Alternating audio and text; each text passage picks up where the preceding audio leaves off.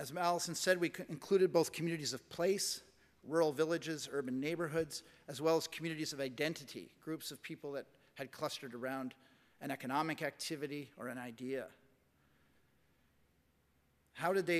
We tried to understand the trajectory of these communities from an inside perspective.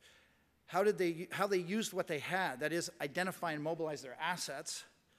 How did they build community identity? How did they sustain this over time? And how did they get others to invest in them in order to secure what they have not? We were able to see how people organized in times of crisis, how they organized to demand basic services from government, how they organized to stimulate their local economies. They produced livelihoods and community at one and the same time. Well, what did we find? We found a number of things. That communities who build from the inside out and have citizens at the center of the development enterprise they all have stories of past organizing efforts and successes, and that these are really important. That's where the energy comes from to do something in the present. They have leadership that is able to stimulate a sense of pride or opportunity.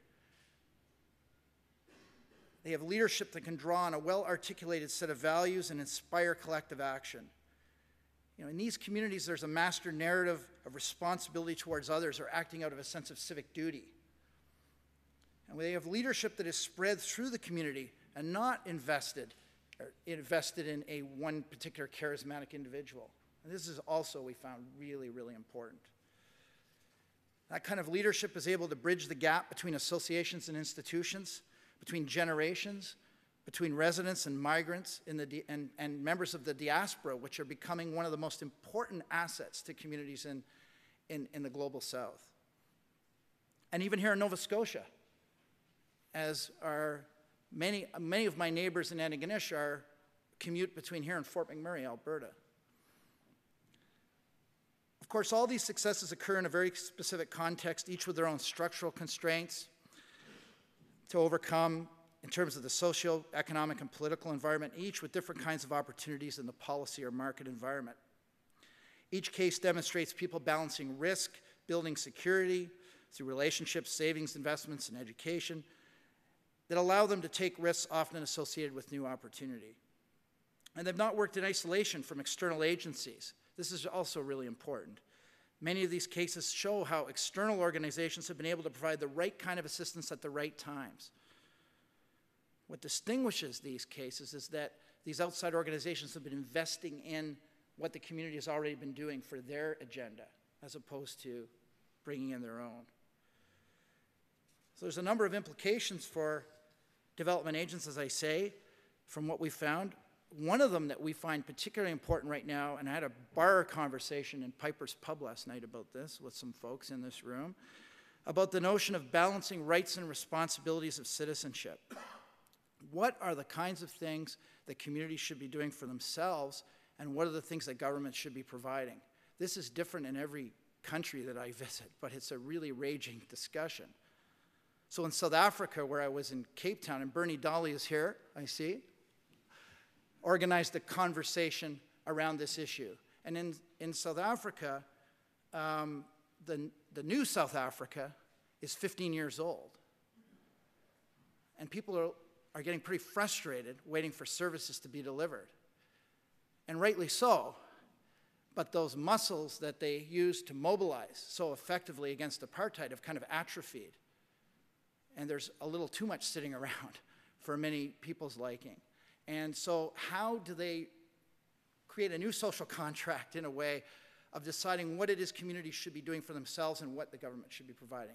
Here in Canada, we have a similar situation. I mean, financial resources are meaning government is retreating. So how, what should communities be doing? What should governments be providing? I think St. Andrews, just down the road that I'm describing, is a very good example of a community that is taking a lead in finding that new balance.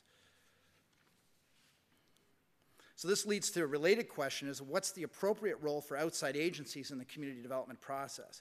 I mean, I always felt it sounded weird and oxymoronic for me to talk about an outsider stimulating community-driven development. But in fact, it can happen. Although we also hate the word catalyst, because that means, in the scientific sense, that you're stimulating something but you're not changing yourself, right? We don't like that. But how can external development agents accompany, support, and invest in citizen-driven development without undermining it? In a development sector that's organized by projects, timelines, and a preoccupation with externally driven agendas and results, this is a real challenge. We're still struggling with this. And our partners around the world that have been trying to work differently at the community level have been struggling with a lot of things and learning a lot about this experience. So I'll just give you two quick examples. In Ethiopia, we're working with a number of people that are here today to try to work from the bottom up with a number of NGOs and 21 communities that are where there's been an ABCD approach introduced. And these communities are undertaking all kinds of small projects. And there's this kind of virtual spiral of assets and agency, agency meaning the capacity to act, that gets built in this process. But we're noticing after doing this for 6 years that these community projects reach a point, all of them, where they reach what we're calling these red lines, where they bump into. And this could be lack of capital, it could be a lack of access to markets, it could be technology, it could be severe environmental degradation. It's a whole host of things. So the question is, what is the role of the outside agent in helping the community get through those red lines? And we're finding that it is connecting them to all kinds of other organizations. And that seems to be really working. But we're still in early days. In Vietnam, there's something very different going on. We have Dr. Shun Deng Kim Sun here and Vinh Nguyen Duc Vinh from the Ministry of Agriculture and Rural Development. Here we have a national level ministry that's trying 17 pilot sites where they're using an ABCD methodology, and then looking at the possibility of trying to roll that out. Well, roll out an ABCD, scale up. I remember Jody saying to us in Thailand, It ain't about scale up. It's about removing the barriers to proliferation. But on the other hand, we all talk about trying to change the policy environment, and here we have a national government that's interested. So the question is, how, and they're struggling with this, how can they do this without undermining what we're trying to do? Another issue, and this is the last one, Brianne, is around monitoring and evaluation. I know we have some donors in the room. I mean, how can we capture the qualitative and quantitative changes that are taking place in a way that's rigorous, but also community-driven and useful for community members, and doesn't undermine the community-driven process by trying to impose something from outside? It's a real challenge. And I know some of you must be struggling with this. These are just a few examples of the things that keep us awake at night. We know that you've also learned an enormous amount. We're really excited about the opportunity to share. And I'm going to call on Jody now to come forward and explain to us how we're meddling and providing opportunities for us to do just that for the rest of the day.